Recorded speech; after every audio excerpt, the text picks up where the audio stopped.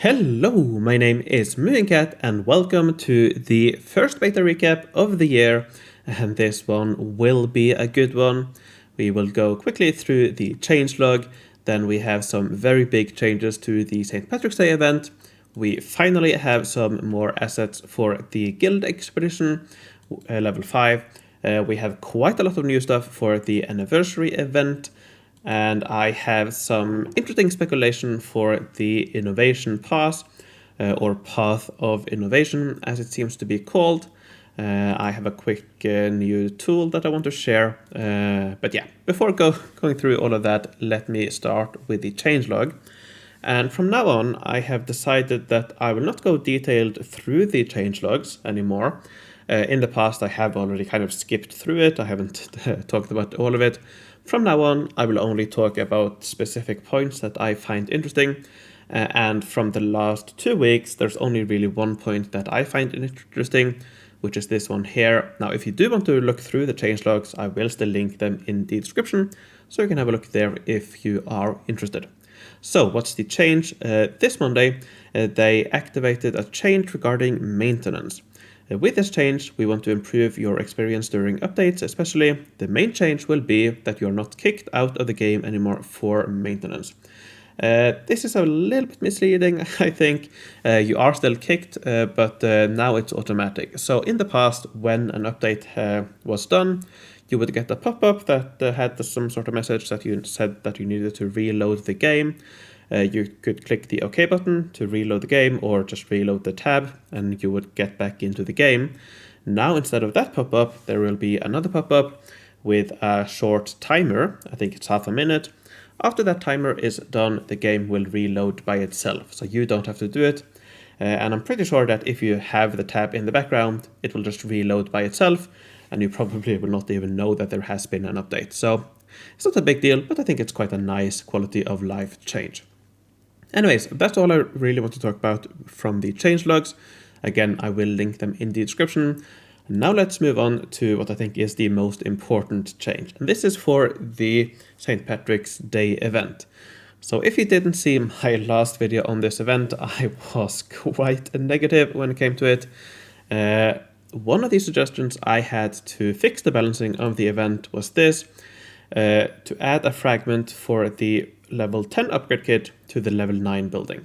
Now, in case you don't know, just a quick reminder, the way this event works is that you have 9 levels of the main building that you upgrade with a regular upgrade kit, but then you have a special upgrade kit here to get to the final level. And the way it was implemented was that it was almost a pay to win. You could get this kit for free, but it was much easier to get it from the event pass for real money.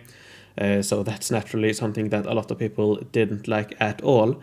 So the change is that now you can also get fragments for this final upgrade from the level 9 building. So if you look at the actual change here, first of all, the required amount of fragments was increased from 15 to 150. Which sounds like a really bad thing, but it's not really. At the same time, all the rewards, so fragment rewards, was also increased by 10. So if you look here, for example, even though the amount of fragments has been increased to 150, and now you get 50 instead of 5. So you still only need three of these rewards to get all the fragments you need. But then, if you just skip ahead here, they've also added a new production to Druid Hut level 9. It now produces 1 fragment of the Arch Druid Hut upgrade kit. So it has also been renamed from Golden to Arch Druid. And we also saw that in game here, the building itself has been renamed from Druid Hut level 10 to the Arch Druid Hut. So basically what this means is that as long as you get the Druid Hut level 9, you will eventually get the Archdruid Hut as well eventually. 150 fragments, you get 1 fragment per day. So here we are talking about almost half a year, but there are still a couple of ways to get these fragments in the event. So I think most people should probably at least get 50, 100, perhaps even the 150 you need. So It shouldn't take too long, and I do think this is a good compromise between incentivizing people to spend money to get it quicker, but also ensuring that everybody will be able to get it. And this also means that the chill strategies that we used, or many used last year, will work this time. You play, for example, 4 towns, you pick up the upgrade kits you need to get it to level 9, and then you just sit and wait for half a year, a couple of months or so to get the final level from the building itself. I am still a little bit, well, I wouldn't say worried at all. I don't quite understand why the Archdruid Hut upgrade kit in the event pass is this late on. I think it would make more sense for them to add it all the way in the beginning here. Because the way it is right now, you do have to play quite a few towns to get here. Probably nine towns at least to get here, perhaps 8 or 9 towns. So you do have to play a little bit to actually get here, even if you are spending money. But anyways, this pretty much fixes all my concerns for this specific event. I am still a little bit worried about what this will mean for the future when it comes to this new mechanic of having a final level that you need a special kit for. I do hope that if this becomes a regular thing, which I fear it might become, if that is the case, I do hope that they always have this mechanic of giving these fragments from the level 9 or the level below the final level, and that the upgrade kit here, getting it is more of a time saver than actually getting extra reward from money. But yeah, again, you can get the fragments for it from without spending money or diamonds as well. So overall, I'm really happy with this change. Pretty much fixes all my concerns with this event, as I mentioned. One final change is that the pots of gold reward in the event pass has been increased from 20 to 50. Let's see. So this one is still 25. This is 30. 35. Okay, which one is this talking about? 20 pots of gold. Was this one 20 perhaps? Interesting. Anyway, so you get slightly more pots of gold. How about this one? This is... Okay, that was perhaps 20. So perhaps it meant not the event pass, but the grand prizes here. So perhaps this one was increased from 20 to 50. Anyways, not really that big of a deal. You can get a lot from incidents, so yeah, not really a big deal. Anyways, that's the balance changes for the St. Patrick's Day event. And once again, I'm happy with the way they have done it. I like to think that they did it because of my suggestion, but that was probably something they were thinking about themselves as well. Anyways, let's move on to the spoiler section, starting with Guild Expedition level 5. So we have a few updates there. First of all, the icon for the level 5 has been upgraded. This was just a placeholder using the fortress asset from the guild battlegrounds. So now we have a unique icon here for it, and I quite like the look of it. So that's quite nice. Another big change is that we now, the fortresses here, which previously were just these placeholders here, again the battlegrounds one, has now been updated to have their own assets. And actually, I should stop saying fortresses because from the asset names, these are fortifications, not fortresses. This here is a fortress. It's called that in Guild Battlegrounds, so I guess that's where we got the fortress from. But in the game, it's called fortification. So these are fortifications in the Guild Expedition level 5. And I think there were 7 before as well. But for some reason I only included 6 here. But I think there were 7 from the start. But yeah, there are 7 of these fortifications. We have 3 of these warrior temples. We have 3 statues. And we also have this temple of infiltration. So to me, it looks like we have kind of... my guess would be that these 3 here are related to attacking.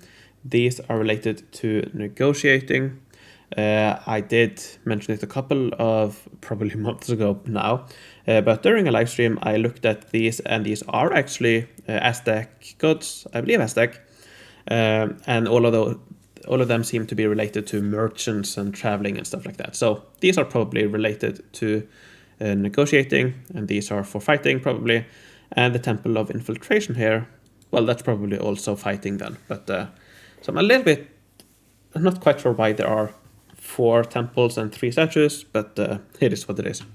Also, in the old assets, let's see if we go here, we can find the old assets. So in the old asset here, we had all of these quote-unquote relics, which we at the time speculated were related to the fortifications. That has now also been confirmed. In the updated asset, these have now been replaced with all of these fortifications. I definitely need to learn to say fortifications. So yeah, now we have these instead. And I imagine these will just be icons at the right side of the guild expedition to tell you if a temple or statue is active. I imagine you get some sort of boost perhaps, or something probably, something you will get from these, so it'll probably tell which is active. Anyways, I think that's all the changes for the... Oh no, it's not all the changes for the guild expedition. When it comes to the buildings, there has been another building added to the game. This one here, Expedition 22 Decoration. As you can see, it's exactly the same as the one we had from before, which is called Expedition 22, which is just a code for the building code. We don't really know much about it, but the naming scheme here, so this first one here, Multi-Age Expedition 22, this second here, Multi-Age Expedition 22 Decoration, that's the same naming scheme that has been used for limited buildings in the past. So, for example, the Daunting Tower, I think it's called, the... I forget what they're called. They didn't... I don't think they were a hit, so I'm a little bit surprised to see it here. So I wonder if this will perhaps be a limited building. In a sense, it might make sense, because as you can see from these names here, Expedition 22, same here with the other buildings. These are also 22, so all of these were added, or at least thought of in 2022, so last year, so they might have been made at around the same time as all of those limited buildings were added to the game, so it might perhaps be a remnant of that. I don't think we will see a lot of limited buildings going forward, but this might be one of them, or it might just be something else entirely.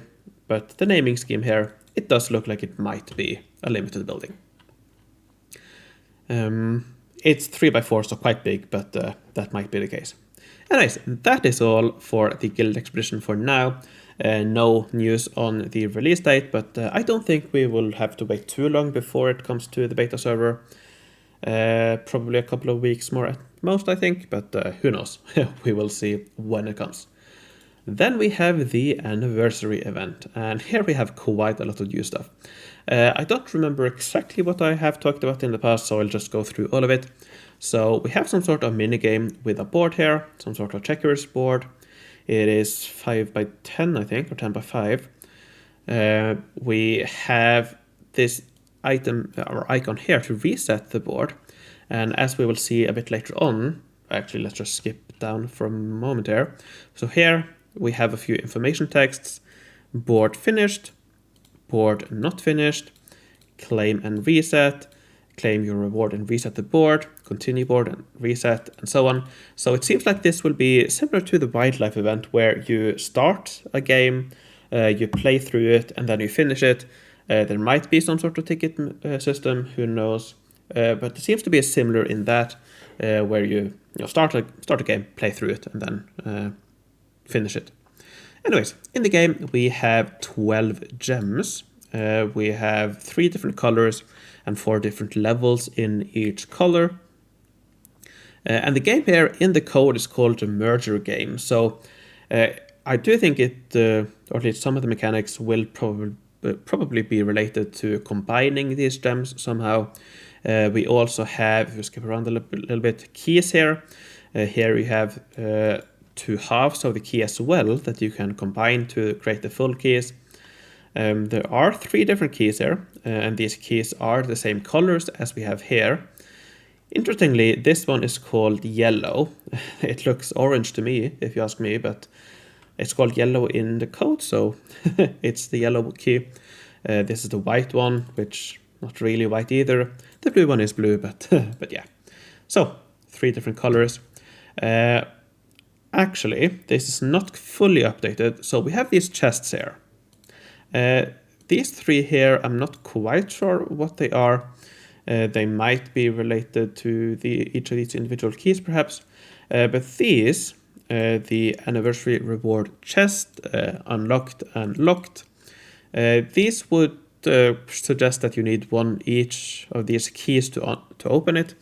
Now, the latest asset is actually a little bit different. Actually, I can show it. So let me quickly, because I don't think this is updated either down here. So you can see a lot of assets have been added. So the anniversary event 0. I will talk a little bit about what I'm doing right now in a moment, but if we... So here we have the updated look of the chests here. So it's much more plain, only have 1 keyhole. So it might not be, where is it? So you might not need all 3 keys for it anymore. The mechanics might have been changed or something, but anyways, these are the old assets. I much prefer this look to this look here, but it is what it is. The currency of the event seems to be energy. So you have some energy packs that you can buy in the shop, like all events. So yeah, that's the currency of the event. We have some other icons here: converter, spawner, double up, and cheat sheet, which is interesting. Now, I will not go through it here because I think it's probably a bit boring and we don't really know too much. But in this post, I also have 2 more posts on a lot of things that I've found in the code of the game. A lot of functions, keywords, and so on. We of course can't see the code itself, but all of these names, they do suggest a few things. So if you want to read a little bit more on that, I will link it in the description. But yeah, based on that, the converter here seems to be something to convert keys, probably to convert these pieces into full keys. The spawner here will be a tile on the board here, and it will most likely spawn gems, I believe. 2x suggests that there is some sort of mechanic to double the reward you get, and cheat sheet here with the gems here. And if you also look at this, remaining 3 pieces on the board will get converted into following keys. This might mean that there is some sort of way to combine the gems or combine the keys to create specific rewards or certain rewards. So this might be a way to kind of show you what you get by combining certain gems, for example, something like that. But yeah, we don't really know what the mechanics are, but definitely something that looks interesting to me. Here we have the HUD that will appear up in the top of your city. Nothing too much to say about that. Now, in the information text there is one here that is a little bit interesting. You have to clear all the locked pieces on the board to unlock the reward. Do you want to set back the board and discard your progress? That's interesting. So it seems like you have to reach some sort of target or complete a board before you get any reward, which is interesting. That might be a little bit annoying. Hopefully it's not. Hopefully it's implemented in an all right way. But that might be. It's definitely something that I will look at going forward. Anyways, let's look at some more assets. We do have some building assets. which are quite interesting. This is a secondary building. I didn't write it down here, but if you look at the code for the or the ID of the building, it's clear that this is a secondary building with 4 levels. So there will be another main building. But this one, as you can see, a very futuristic design. It's 3x2, but futuristic designs is something that we rarely see in the game. There's actually been a discussion thread going on the beta forum here for quite some time on why there are no, or asking why there are no futuristic event building designs. But it seems like we will be getting it now, which is interesting. Anyways, moving on, we have some more Grand Prize and Event Pass related assets. I think most of those have been seen before, some decorations.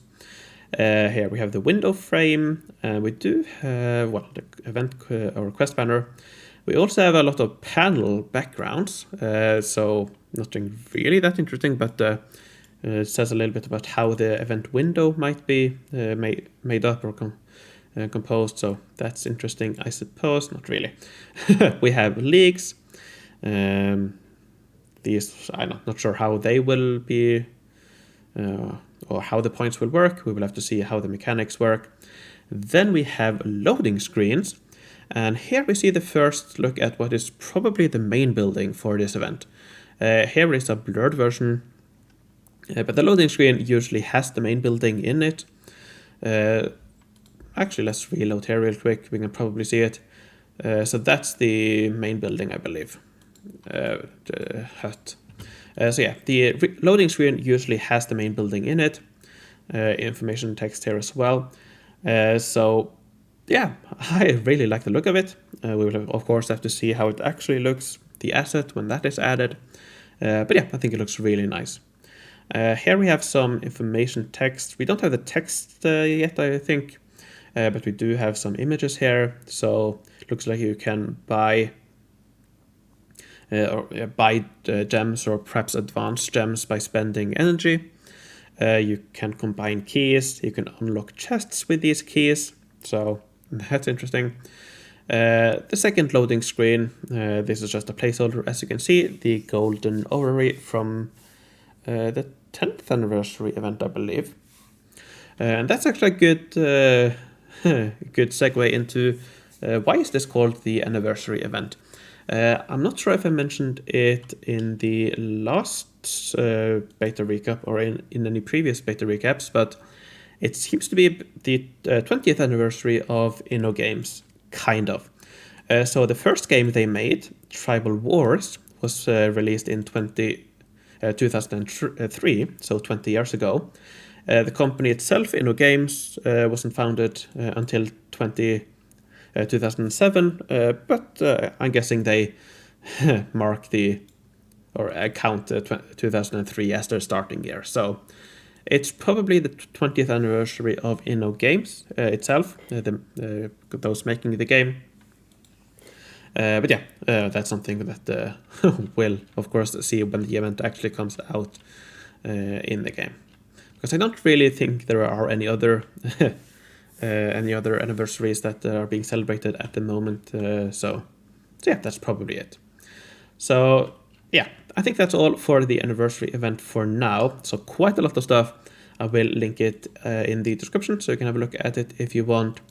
Now let's end off with the Innovation Pass, or Path of Innovation. And I want to use this opportunity to talk a little bit about what you just saw with this thing here, which is a new tool or page that I've made on my website. I've called it the FOE Asset Search. And here you can search for between all the assets in the game. So all the almost 27,000 assets in the game. So say, for example, you want to search for the Guild Expedition. Expedition. I have my keyboard on the side. It's a little bit awkward to type. But yeah, Expedition, and you'll get all the Expedition stuff. If we search for Innovation, we can have a look at the assets for the innovation pass. Because as you can see here, a lot of these are missing. It's something that I've talked about a few times, but they have this checksum here in the asset for the images. So when an image has been updated, this checksum will be updated and the old image will no longer work. So with this tool here, you can get the latest versions of the images and you can search through that way. Actually, let me just quickly go through how you can get the latest versions of the images. So I have a written description here on how to get it. So the way the page works is that it reads the cache file and extracts all the assets from there. And the way to get the latest cache file is to go into the game, preferably on beta, open developer tools, Control-Shift-I. You might perhaps end up here or here, but if you go to sources here and to foeset.innogamescdn.com, open that, open cache, the first file here, the Forge HX, and some numbers, if you right click on that, copy link address, then go back here, and you paste that into here, and then click update, you will now get the latest assets, asset versions. So let's get innovation again, and let's have a quick look at these. So first of all, the Berta asset here, or icon, has been updated slightly. It's mostly the event pass we have right now. We have some backgrounds, some quite fancy looking chests. I think most of this is familiar from, I think I have looked at all of these in previous beta recaps, but there have been some slight updates, I suppose. And yeah, that is pretty much all we have for right now. We do also have this, which is clearly a placeholder. This is the idol, I believe it is, from the archaeology event, with a mustache and some hair. So clearly a placeholder. It's called Reward Icon Grand Prize Path of Innovation. And in the code of the game, or in the cache file, there's also a lot of mentions of Path of Innovation. So the event will probably be called Path of Innovation. Now, speaking of the code, in the code we have quite a few interesting things that I want to talk a little bit about, because I don't think this will be a regular event. I think, or my speculation right now, is that this will be an individual event. It will be an event that you probably trigger from the tutorial somehow when you're starting a new city, most likely, I believe. And I think it will work similar to how the historical events worked years ago. So instead of having some sort of minigame, you simply have a row of quests, and from each quest you complete, you get some simple reward. And in addition to the rewards you get from these quests, you probably also have a second line of rewards that you can get if you buy money for an event pass. That's my speculation based on some of these functions and so on that we have found in the game. It might be completely wrong, but I think there's a decent chance that I'm right on at least a few of those points. I will link this in the description if you are interested. And actually, in case you are wondering what I mean by in the code, I'm actually talking about this cache file here. So here we have a lot of stuff from the game. It's, of course, we don't get any details about the game itself. This is more how your client, the game, interacts with the server. So if we search for path of innovation, for example, we will see that we have quite a lot of stuff here that gives us an idea, at least, of what the path of innovation might be, but it's all just speculation. A lot of this doesn't really make sense, and you can see that a lot of these names and so on are scrambled, so we don't really know what they are, but some are not, and from those we can get a little bit of information, and that's what my speculation here is based on, but it's just speculation. It might not be accurate, so who knows. Anyways, I think that's all I want to talk about today. Again, all of this will be linked in the description. I will link this as well, all of these pages and stuff like that, the daily changelogs. So yeah, overall, I am quite happy with the changes this week or the last 2 weeks, and hopefully this continues, and hopefully the trend that we have seen the last couple of events is stopped or is turned around, because with the St. Patrick's Day change here, the event is actually very well balanced, or quite generously balanced. So yeah, overall, I'm really happy with the changes, and hopefully that this new trend continues going forward. So we will see. All right, hopefully that wasn't annoying you. It was annoying me. Okay, so before I end this video, let me thank my Patreons for their support. I would like to thank Comstar, FortBFect, Lorden, Broken Open, Kim Kelly, Rolf the 8th, PQ the Goat, Dan Simnad, JT, The Rev, Eric P, Hugo Count von Count, Jan Fredriksen, Jutta Journalist, Filda, Susan Weiss, Megarock, Rocco, Kirsten Emerist, Henrik der Erklärberg, Mattia, Opsi the Obsessed, Raf, Odaril, Mike, Wolfboy, Atomic, and Flavius Belisarius. Thanks a lot for your support. Thanks for watching, take care, and I will see you in the future.